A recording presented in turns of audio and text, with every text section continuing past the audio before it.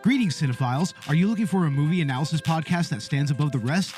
Then look no further than Collateral Cinema, the only movie podcast that matters. We analyze good movies, we analyze bad movies, and yes, we also analyze the in-betweens of the world of cinema. So if you like what you hear, find us on Facebook, Instagram, and Twitter.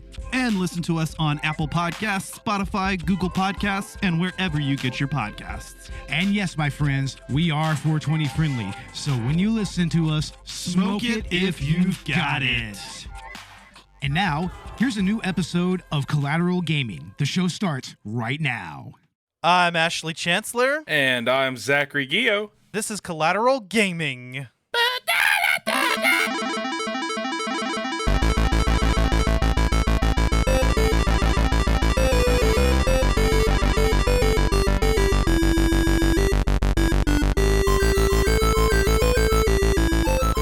Welcome back to Collateral Gaming, everybody. The only video game podcast that matters, where we focus on good games, bad games, and everything in between in the world of gaming. It has been a while since I have been here with you, Ash, but we are back for part 2 of our journey through Fire Emblem, The Blazing Blade. How have you been, buddy? Yes, sir. We're doing great, guys. We are podcasting across the country, and yes, we are a 420 friendly podcast. I am doing great, buddy. Life is awesome because we're finally doing the second half of this episode, finishing off season 4 of Collateral Gaming and getting to talk about a phenomenal game even more. Oh, yeah, absolutely. Sorry about the delay on this part, everybody. I had moved and I started a new job, and there's just been a lot of planning going on, so I'm sorry for the delay. That's on me, but it's good to be back, and I'm excited to sit here and talk about, honestly, one of my favorite Game Boy games, let alone Fire Emblem games, with Ash, because honestly, it's been a long time coming, especially the second part. It feels like it's taken forever, and I'm sorry about that, but it's good to be back. It's life, man. I get it. You know, every time that we were gonna record and we had set a date, you know, something would happen. You'd be like, this came up, or like there was a couple times where like I just fucking woke up late. And I was like, damn it. Yeah, it's totally fine. It's a matter of getting that schedule on track, and honestly, it's a bit of a doozy sometimes, but you know what? It's fine because we can make it work. You gotta. I'm pumped for today, but before anything else, we got some potential news coming through. There are rumors, Ash, of an impending Nintendo Direct, which is really exciting because we haven't really gotten anything from Nintendo this year. Yeah, that's true. I actually hadn't heard about that, but actually, it's only rumors. That's it. No. You're right. I did hear rumors. About that. I'd love to see a Nintendo Direct. And seeing as it's been a while since we did part 1, actually, I'm glad you brought that up because, no, I don't know. I just woke up, dude. I think we, honestly, me too. I just finished my cup of coffee, but honestly, we need a Nintendo Direct. There's been almost no news, and a lot of people say no news is good news, but that's not true. You know, it's one thing to kind of keep suspicion alive, but at the same time, it's not fair to kind of just let us sit in agony. We don't know anything really about Breath of the Wild 2, except that it's supposedly coming out in March of 2023, or early 2023. March is my guess, because, you know, that's when Breath of the Wild 1 came out, March 2017. Mm-hmm. We still have nothing as far as Metroid Prime 4 is concerned, and it's frustrating. You know, I want to hear more about these titles that we deserve. I mean, to be honest, I thought we would even see a new Mario game at this point. It's been what, 3 or 4 years since Odyssey? It's been a little while. I'd love to see an Odyssey 2, because on the Wii we did get a Galaxy 2, and Odyssey was, pretty much just as, if not more popular, than Odyssey was. I'm pretty sure it outsold it. So. Yeah. Odyssey over Galaxy, I should say. I'd love to see a new Fire Emblem game, Fire Emblem 17, or very possibly, probably before we see that, we'll get an announced remake, because let's see, they did a Fire Emblem 3 remake, although that only came out in Japan. Boo. Yeah, that's stupid. I think a Fire Emblem 4+5 remake, combining Genealogy of the Holy Wars plus Thracia 776 would probably be the best thing to do. And then, after that, I think the very next thing they should do is do a remake of Binding Blade and Blazing Blade. Yep, I think so. I hope that they kind of keep, if they do remake Binding Blade and Blazing Blade, I hope they keep them in that kind of GBA style. Kind of like they did with Superstar Saga. Keep the same like layout. I just don't want them to go to the way they did Three Hopes or Path of Radiance. I really don't enjoy those Fire Emblem games, and I'm sorry. I know that I'm probably committing treason and blas. Well, Three Hopes is a Warriors game. I think you meant Three Houses. Oh, not Three Hopes. Yeah, Three Houses. Sorry. Yeah. But I understand what you mean. Yeah, no. I don't know. Three Houses. It does feel quite a bit like Fire Emblem. It doesn't really feel any different to me, other than, like for you, that we don't have the same. There's voices and shit, and I know for like the classic experience, a lot of people don't like that. If they were gonna make a remake of the GBA games, I think they should add an option to turn the voices off. But they actually ended up working out the animations. I mean, somewhere when Fire Emblem went into 3D.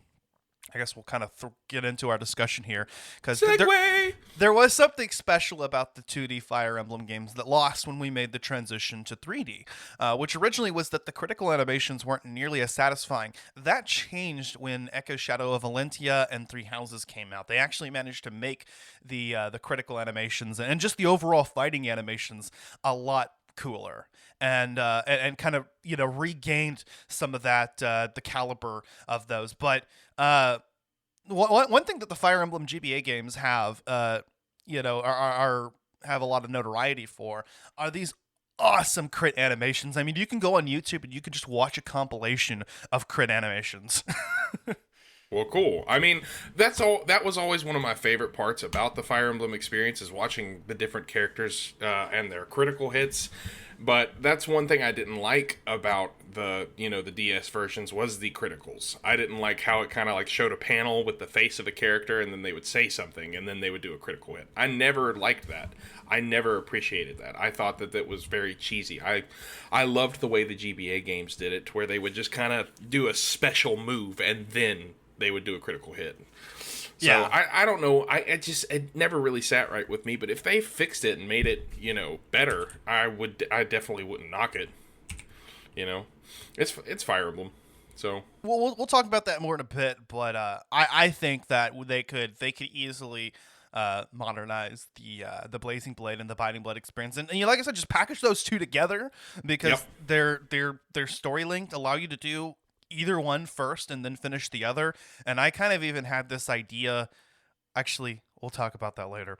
For right now, actually, I kind of wanted to get into the story of the Blazing Blade, something that we didn't get into last time. Yeah.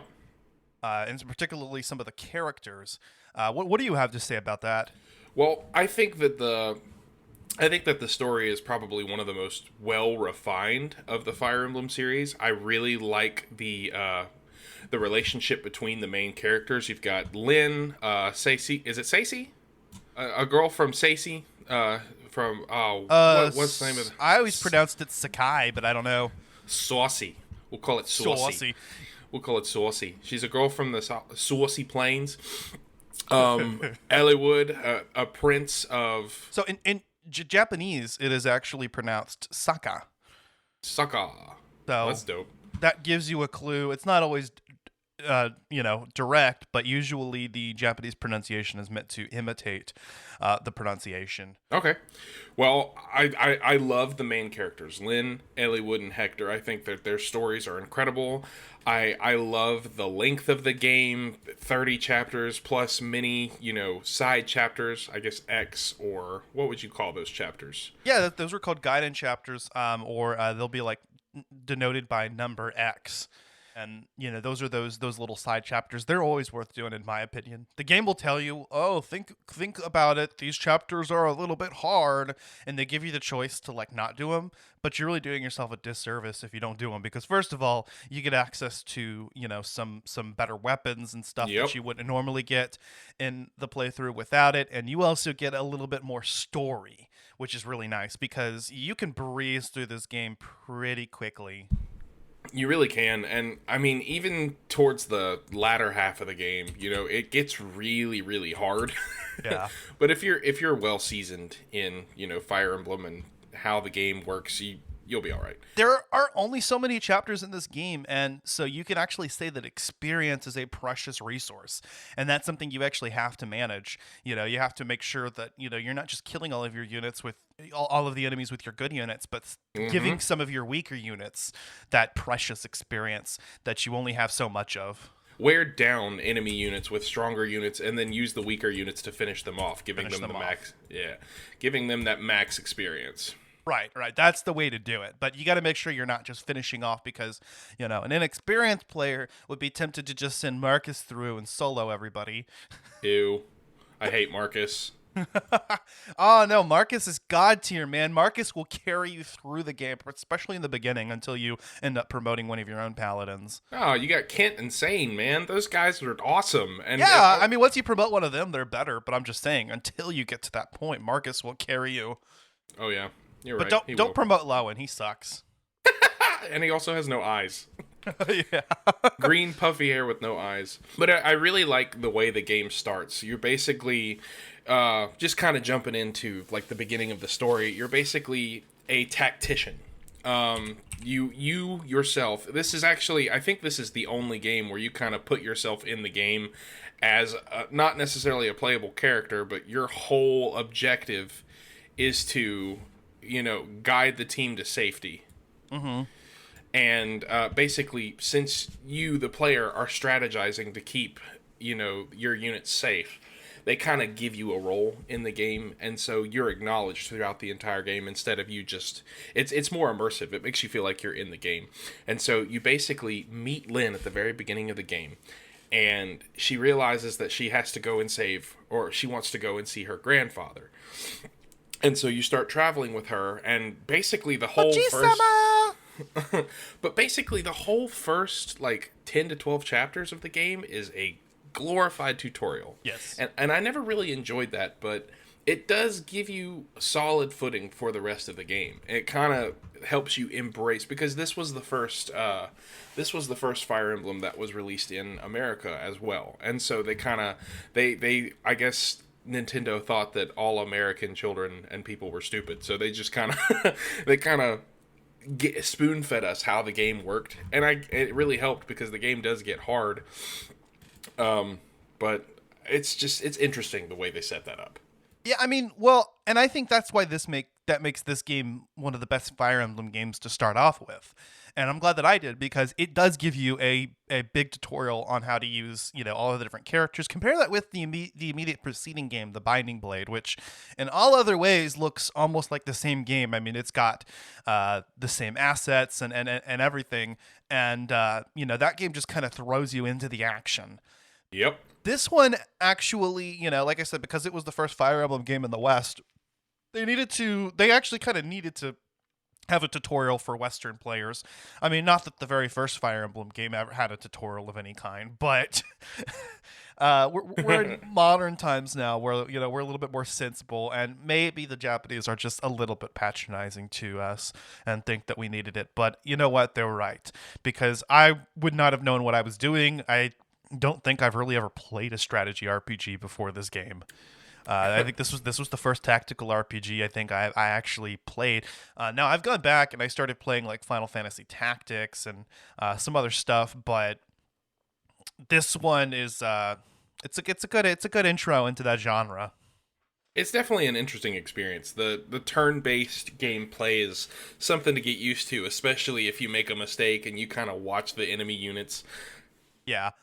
Make you pay, kind of punish you for your mistakes. So it's an experience, but it's a good one. Yeah, and for those first 10 chapters, it is basically a glorified tutorial, but there is a story going on. You're getting introduced to Lynn's character, and Lynn is on a mission basically to reunite with her grandfather, like you said. I mean, that's it. That's what she's trying to do. She's meeting characters along the way, and although you can skip Lynn's tale in subsequent playthroughs, it's actually worth it to play through it every time, because experience. Those units will carry over the experience that they gained in Lynn's tale. Absolutely, they will. And honestly, it's worth it because Lynn, is one of my favorite characters in the game, so it's good to have her fully leveled up, especially towards the end. And we'll talk about the end here in a little bit. I don't want to like get too far ahead of myself, but Lynn is one of the most powerful characters in the game if you continuously raise all of her stats. And honestly, you meet some really, really awesome characters in the beginning of the game. Yeah, no, that's whenever you meet your that's whenever you meet Will, Dorcas. Oh God, Dorcas. And I'm just thinking of that dumb commercial that I'm actually going to play as the clip. I hate Dorcas. I mean, you meet him in one of my least favorite chapters of the game. You have to defend him and you have to defend his wife. And not defend his wife, but you have to you do defend his wife, don't you? She's in the center, right? Yeah, you defend his wife. It's the first defense type chapter. It's also the chapter that introduces you to the concept of recruiting units. And so you actually recruit Dorcas. And and he's like, wait, what am I doing? I don't want to kill my wife. It kind of makes me wonder, like, if you don't recruit him, what happens? If he kills his own wife, I don't know, but that'd be hilarious. It'd be tragic, but it also just wouldn't make sense. No, there's probably a whole ass like scene with it too, where he's like, game "What have over. I done?" He's like, "Oh crap, my axe wasn't supposed to go there." I really don't like Dorcas at all. I think I've leveled him up all the way before, and he's just not one of the stronger units, even as a warrior. Well, there's only two of them. You have him or Barter, but and they're both Barter. trash units. But at least Barter actually in Hector's mode there's a reason to promote him into a warrior. Promoting him to a level 5 warrior actually grants you access. It allows you to recruit a character, I believe. Yeah, there's a catch to it. That's another thing I like about this game is that recruiting and leveling up certain characters gives you access to more of the game, and I've always thought that was really cool, even though sometimes it's really hard to get it done, and you have to restart chapters a lot.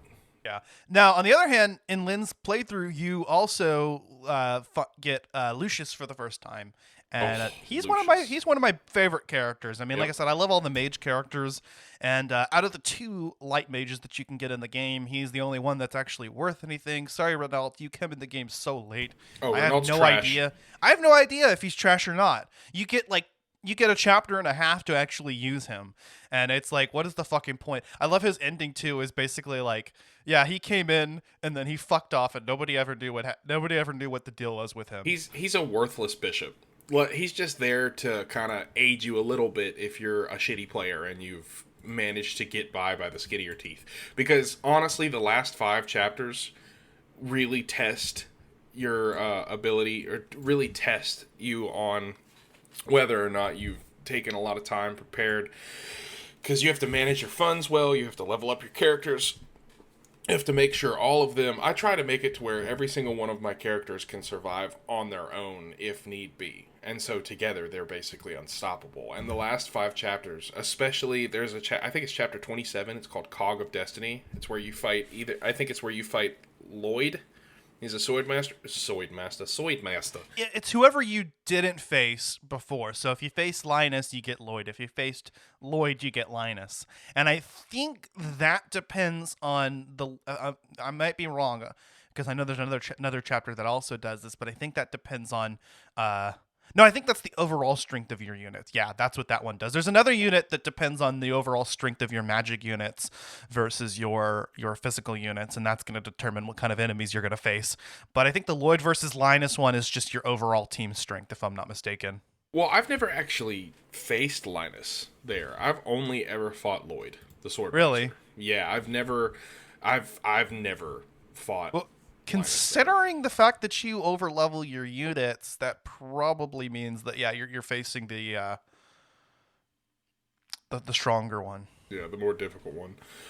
Dude, it's so much fun. That game is so good. But that chapter, Cog of Destiny, is a nightmare. There's got to be at least 200 enemies that come through over the course of the chapter. That one is difficult, but it will test you. But you also get access to a Wyvern Lord, which is funny because it's not even that long after you got the Wyvern Knight. What's her name? Valka is the Lord character that you face in that chapter, so you can recruit her. Also, I think there's a there's a town over past a mountain ridge, but there's a ballista and there's a bunch of archer characters right there. So it's like there's a town that there's a mountain you could easily fly over with a Pegasus unit, but there's a bunch of archers standing in your way.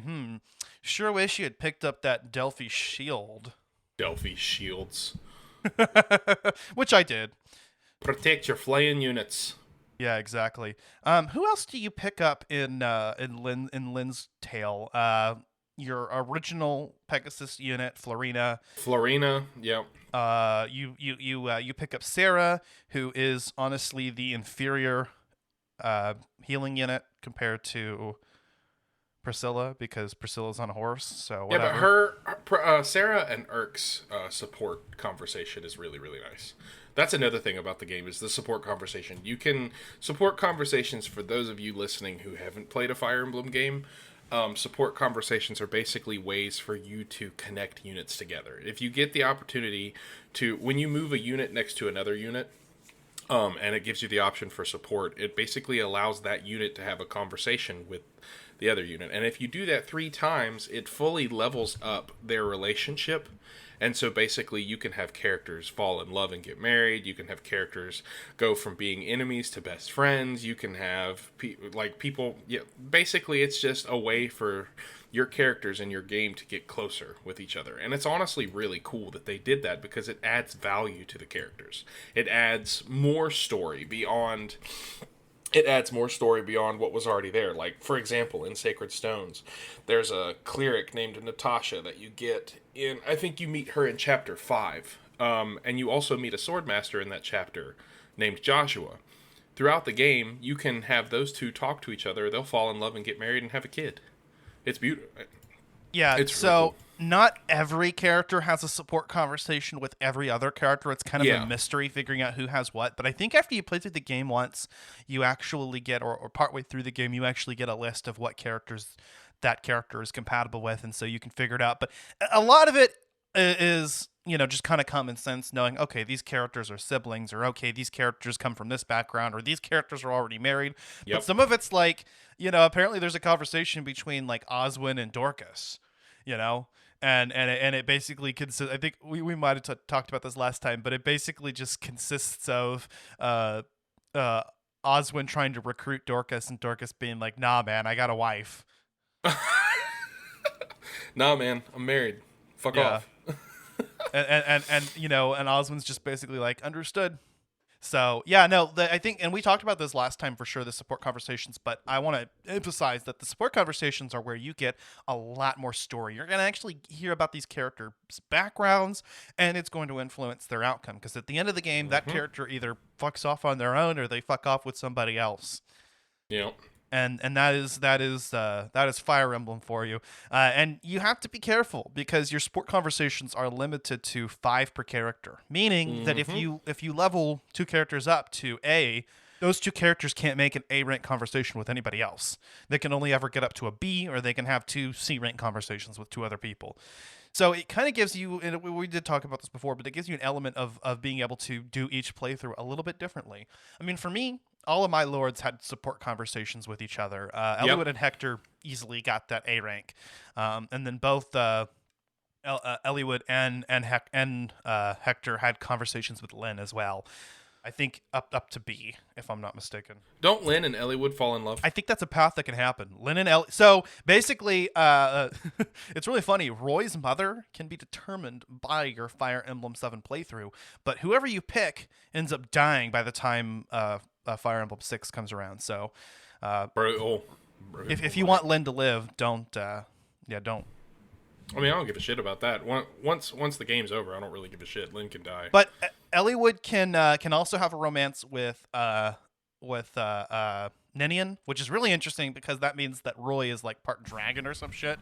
Or you can have one with Florina, I believe. I don't like that. That bothers me. Or it might be Fiora. What's one of the Pegasus Knights? Yeah, I feel like it would be Fiora, because I feel like Florina's really young. Yeah, I think you're right. I think it's actually Fiora. But I think it's her. But I think Florina can actually marry Hector. Okay. And be the mother of their child. So, because I know one of them is one of them and one of them is the other, but Florina also has a support conversation with Lynn. Is there an actual like same-sex relation in any of the Fire Emblem support conversations in any of the games? I don't think so. Well, Three Houses, you can have a same-sex relationship between your avatar character. Oh, well, I know that much. Yeah, I mean, Byleth, that's cool. Byleth can be gay. Actually, this is the very first Fire Emblem game. You talked about this earlier. This is the very first Fire Emblem game to have an avatar character. That was something that I guess they felt the series needed, or the West would connect a little bit more. But like you said, I think it does actually immerse you in the world and the story a little bit more, because you get to have this character who, by default, is named Mark, but you can decide their name, gender, and their birthday, which will actually determine. It has an effect on supports later on. Okay. I believe, like, whatever birthday they have is their affinity, and so the units that have that affinity, I don't know the details of it, but Well, I mean, I think it's really cool that Nintendo included that to kind of, keep up with the times and to give support where it's needed. The drums of war are beating. No man can be trusted. What happened to Dorcas? I put poison in his mutton. Build an army. Trust nobody. Fire Emblem. Only on Game Boy Advance. Rated everyone. Game Boy. Yeah, so your avatar character never actually talks, and you never actually see their face, and they're only minimally involved in the story, but they're always there, traveling with the troop. Oh, well, cool. Yeah, so, you kind of get this sense of adventure, of you kind of just being a part of these events that are happening. Now, after Lynn's story, then you can start Eliwood's story if you're playing for the first time, or you can do Hector's story, which is the same thing as Eliwood's story, but from Hector's perspective and a few extra chapters, and it's a little bit harder. Yeah, I like Eliwood's story, to be honest. I was never a big fan of Eliwood's path, Hector's path. Hector's path. I don't like Hector that much. I think he's arrogant, pompous, and a bit of a jackass. Well, I guess that's part of what makes his character so charming. Too bad he's the best. He's the best Lord then in terms of gameplay, guys. Oh, he is very powerful. His defense is off the charts. I've never been... Okay, so I guess we can talk more about gameplay, but out of the weapon triangle, I think axes are my least favorite. They're very slow. Powerful. They're very slow, but I love sword-wielding characters, and that's another reason why Eliwood and Lyn are kind of at the top of my list.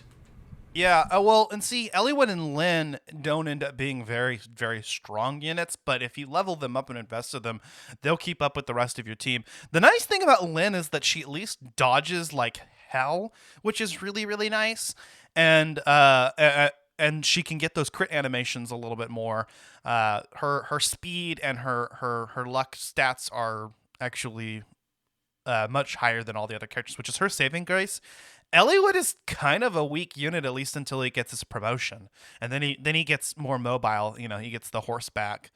Yeah, but his piercing ability is really nice. I feel like he does slightly more damage when he uses like specialized swords, like rapiers or rapier. What do you want to call those? I always said rapiers, but I don't know.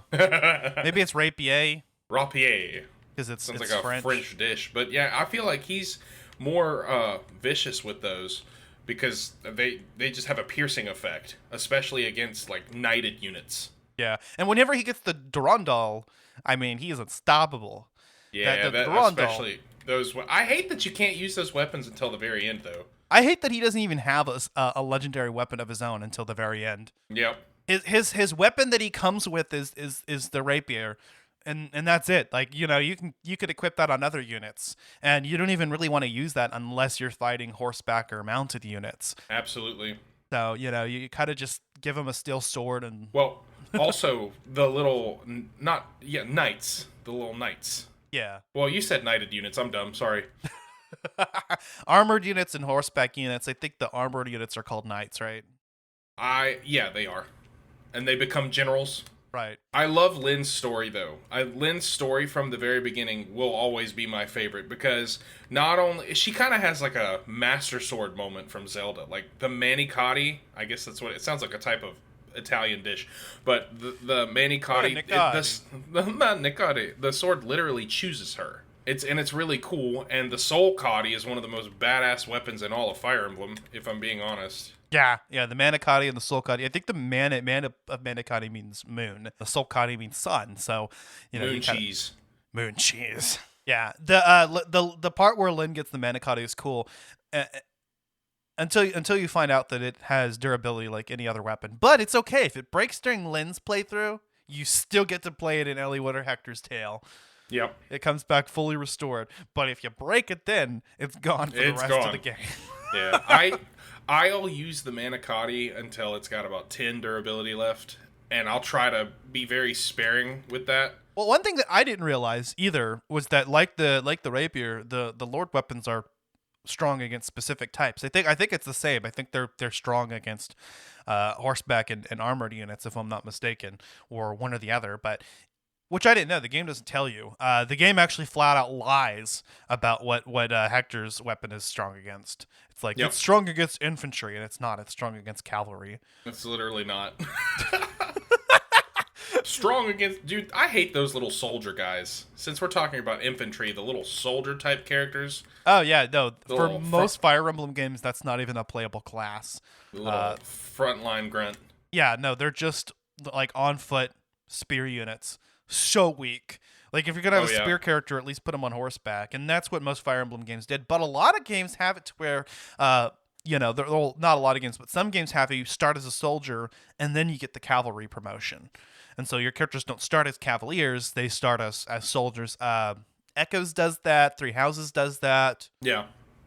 Also, well, no, that's not that doesn't we don't have to talk about that because that doesn't actually show up until Sacred Stones. Yeah. But the units that start, like the trainee units, like Ross and Amelia, those type of weak units, those don't show up in Blazing Blade.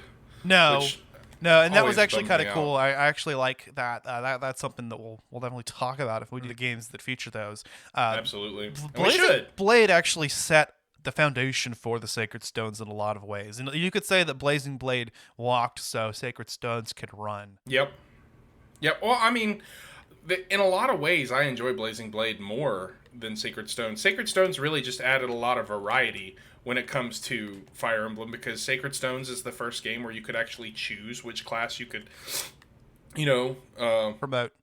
promote to, Yeah, it has the branch promotion system. Well, the cool thing about Blazing Blade is it actually set a lot of precedents for the Fire Emblem series as a whole. One thing that's interesting about Blazing Blade, as opposed to every other Fire Emblem game that had ever been developed before, is that it actually recycled assets from the previous game. No other Fire Emblem game had done that before. Every Fire Emblem game up to that point started from scratch. What's nice about the fact that Blazing Blade did that is that Intelligent Systems took the time to develop the other parts of the game better and just make it an overall better game and flesh out some of the components that would shape the franchise. Literally, I mean, this game is single-handedly responsible for Fire Emblem continuing to be a success today. Yeah, I think Intelligent Systems did a really good job of kind of setting the bar for, how improvements of video games should be done.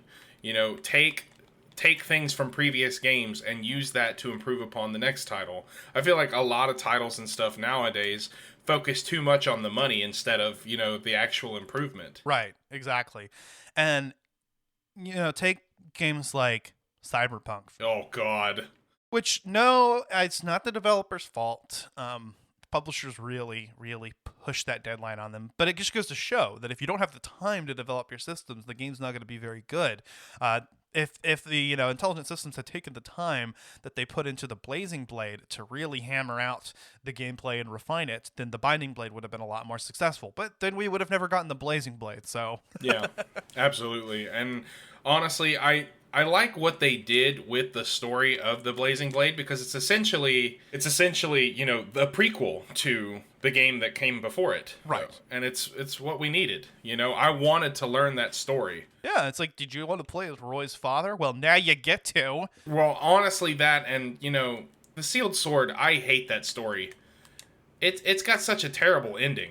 Because if you don't do everything just right and get all of the weapons, you don't get to access the actual last chapter, which sucks. I thought it was interesting how the Blazing Blade sets up the story. The villain of the Binding Blade you actually encounter him as a child, and you save him. You're the reason. You made this happen. Yeah. The story of the Blazing Blade is, for lack of a better term, it's fairly by the numbers. It's nothing that's like, it's a tad lackluster. But the storytelling, the character, the interactions between the characters and how you get from point A to point B is actually really interesting. And I like what they did with that. Absolutely. I mean, basically your basic premise of the story that you get whenever you get partway through Eliwood and Hector's tale is that, you've got this evil man Nurgle who wants to bring the dragons back and absorb the quintessence of dragons and take over the world or something. I don't know. I don't even know actually why he wants to do what he does, but he does. He wants to do it. He just wants power. He was friends with Athos for so long, and they were working on ancient ways of magic, and it just kind of consumed him. And it's really sad because it's a classic story, but it's told very well. A classic story of somebody who discovers power and they become consumed and obsessed with it. And it's done really well and it's very sad, because that Athos and his name's Athos, right? The Archsage. Athos and Nurgle are really good friends, carrying over a race of ancient dragons. Yeah, and in the desert. I think there's a backstory with Nurgle that you can unlock that isn't in it, like through support conversations or something, or some of the extra chapters that you get in Hector Hardmode, but. Yeah, he actually has a motivation. I think like his wife or someone died, but like eventually he just started seeking power and he forgot the original reason why he sought power and just started seeking power for the sake of it. Yep, he just wanted to become stronger. Also, I think I heard that Nils and Ninian are actually his children. Maybe? I don't know. That doesn't seem right. Well, I watched a video and it's actually it was a YouTube. We can confirm it. Yeah, I'm gonna look it up right now and find out. But yeah, somebody told me relatives. Yeah, Nurgle is Nils and Ninian's father, but I guess you wouldn't normally know that unless you are lore obsessive. Play through the game a certain way. So yeah, Nils and Ninian are actually his children. That makes it a lot more interesting, doesn't it? It does. I don't think he's aware of that because he sends Ninian to her death. And that's actually one of the most heartbreaking points in the story because Ninian is kind of the de facto romance for Eliwood. It seems like she's kind of the one that he's intended to fall in love with. I mean, It's ultimately up to player choice, but... I mean, it sets it up to where Eliwood, slays her on accident. That part's really sad. That's what I'm talking about, yeah, because they set them up as basically this budding romance. The story even teases it at various points.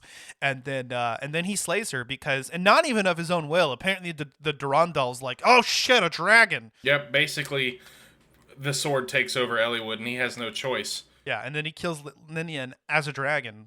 And then you find out, but it's okay. She gets resurrected in the end. And if you manage to get her support conversations with Eliwood, instead of returning to the world of dragons with her brother, she actually stays with Eliwood and they marry and they have little baby Roy, who is apparently part dragon. Little baby Roy. Yeah, Roy. I like Roy, but not as much as Eliwood. I think Roy is... He can be very strong. Also, they did just a little sidetrack. Somebody made something called Project Ember for Fire Emblem 6, and they remade it to where Roy can actually level up to be a mounted unit. Oh, that would be nice. Yeah, I was gonna say if they do a remake, that's something I'd probably implement is fix the promotion in Fire Emblem 6, bring in some of the promotions from 7 into 6, and make Roy a mounted unit. That would be cool. Yeah, absolutely. Yeah, actually, my idea was, if they do a Fire Emblem 6/Fire Emblem 7 remake, I would add another tier of promotions for all the Lord characters, and introduce kind of a branch promotion system similar to the Sacred Stones. I mean, that sounds awesome, but I think if they did that, they would need to implement some more chapters, add to the story a little bit, which I wouldn't mind. I always want more story. You would have to actually You would actually have to do that because there's no other way. That if you're going to flesh out these two games and make them bigger, I think an additional set of chapters is necessary. And maybe you'd get some time to actually spend with Renault, say, in game, and Have a few I hate him. I hate him. He doesn't deserve to be in the game. Just remove him. That's what we're doing in the remake. We are removing Renault. Removed Renault. Nobody cared about that, actually. Everybody was just like, okay. Oh, Renault. But what a waste of a character. You'd think it would be exciting to get a bishop late game, but nope. Well, it's like you already have one by that point. You're so late in the game, you've already promoted Lucius probably by that point. So it's like, and Lucius is a badass. So getting Renault it's just disappointing. And if not Lucius, maybe Sarah. Although why you'd end up promoting her over Lucius is kind of beyond me. The last time I played through the game, I promoted Sarah and Lucius. I promoted everybody because I found the secret shop. You can find. Oh, the secret shop is awesome. And of course, I love to arena spam. So at that point, I had like 400,000 gold. Yeah, and if you send characters in with Nice's Grace, they can't actually die. Yeah, and you get to send them in twice. It's a glitch. Yep. You have to. I think the way it works is you send them. You apply Nice's Grace, you send them in, and then as soon as they come out, you pick them up. I think with another character, you rescue them and then drop them off, and then you can send them back through or something like that. All right. Well, I have a question. I never knew this, but can you actually promote Ninian, or does she stay the same all game? Not that I'm aware of. I never promoted her. Because that's why I never really took the time to use her that much. I've never really used Ninian that much. I don't really like characters that constantly are just there to renew your turn. Ninian and Nils, well, I don't know. That's really useful. I ended up adding it into my party more often than not because the advantage of having that extra turn every time really helps. Especially, like, you can use it on a healer character and heal 2 units at once, or you can have a character go over here to this village and do this and then come back and fight an enemy, or, I ended up finding a lot of uses out of that. Also, the Nice's Grace ability, not only for arena spamming, but I just found it useful overall to give characters, full damage resistance. Yeah. Because they're basically immune to everything after you put Nice's Grace on them. They take hardly any damage from both physical and magical attacks, which is nice. If you're trying to protect a character, that's the way to do it. Yep. Kind of piggybacking more on the story of Ninian, I like how, even though Eliwood does take her out, I like how they bring her back. It kind of revives that happiness, because you are rooting for Ninian and not Ninian and Nils, that's incest, but Ninian and Eliwood. Ninian and Eliwood, you are kind of rooting for them, and when she gets taken out by Eliwood, it's a really heartbreaking moment. Yeah. But she comes back in the final chapter. She's revived, and there's some hope. It's nice. It's not nearly as tragic as it's made out to be. The game really throws you for a loop there, and then just kind of brings her back at the end. And if you didn't get the support conversation with her, then she just goes back to the World of Dragons. But if you do, then I think she stays. I didn't do it because I don't know. I had Eliwood and Ninian together so much, and they never ended up. Probably because I already got. Thinking back on it now, it's probably because I already got 5 support conversations with Eliwood, and that's why. It never happened. That's probably why. Yeah. What did you think of Nurgle creating, like, morphs? That's really interesting, especially, I think if you go back and play through the game in Hector mode and get some of those side chapters, like you get the Kashuna character, who's just a magic seal. I think he was the first one that actually had real emotions and sentience, but like his only purpose is that he's a magic seal, which kind of begs the question of like, because like in order to get that story you have to kill him, and then it's kind of like, oh, man, why did I have to kill him? Yep. Yeah, it doesn't make sense. He actually helps you in the chapter he comes in, his magic seal, so that I left him alone. I wasn't inclined to attack the dude. I was like, okay, I take that back. The first time I played through it, I did attack him because I just wanted to see what would happen. Absolutely.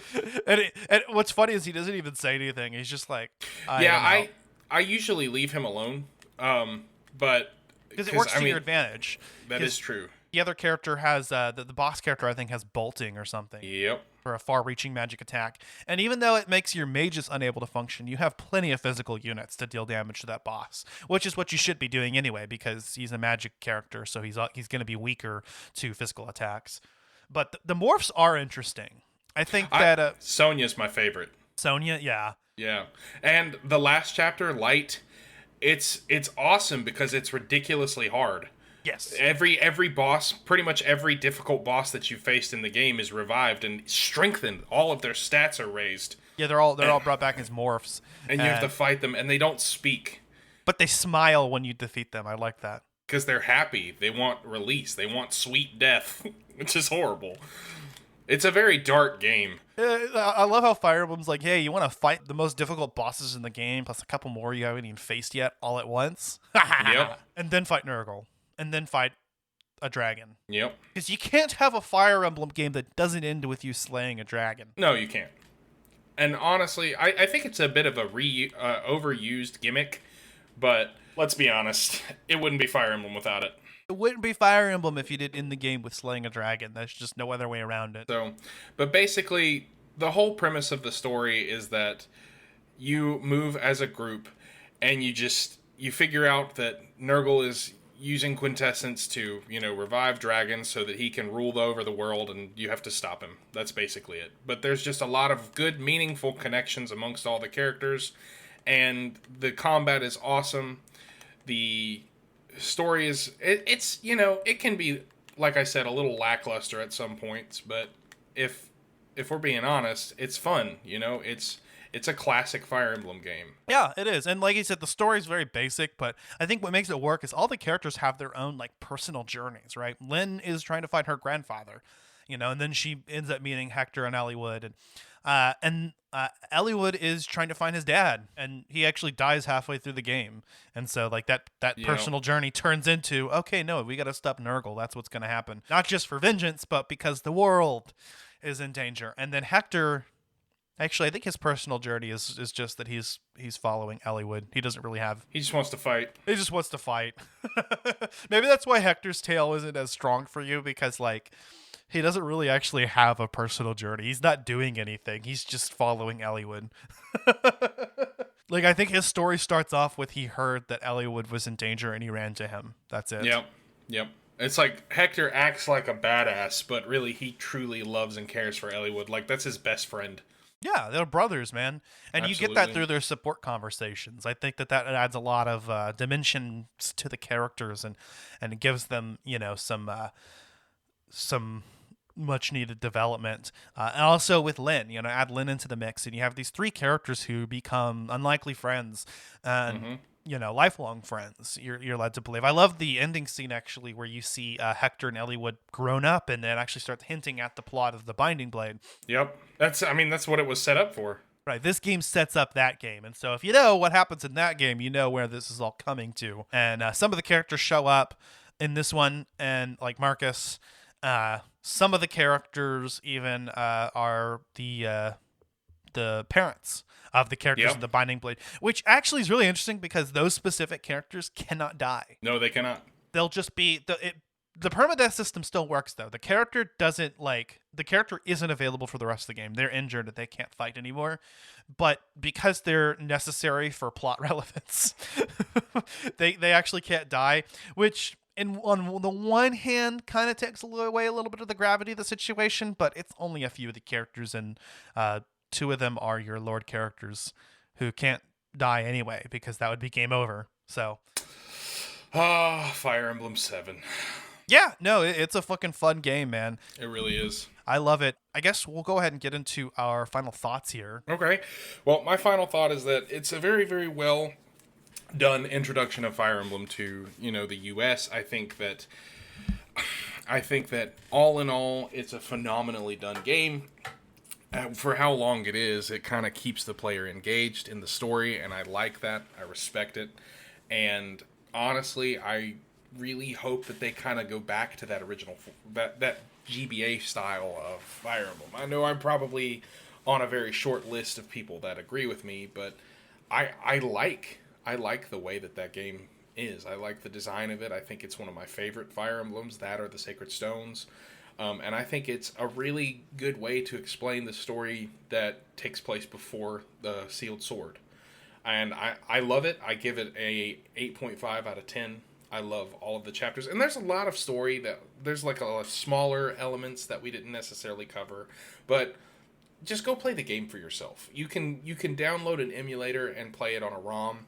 And it's a really good experience. Like, you can learn about Jafar and Nino and her relationship to, Linus and Lloyd and the Black Fang. And it's just, it's a lot of stuff that you really need to just experience for yourself. Yeah.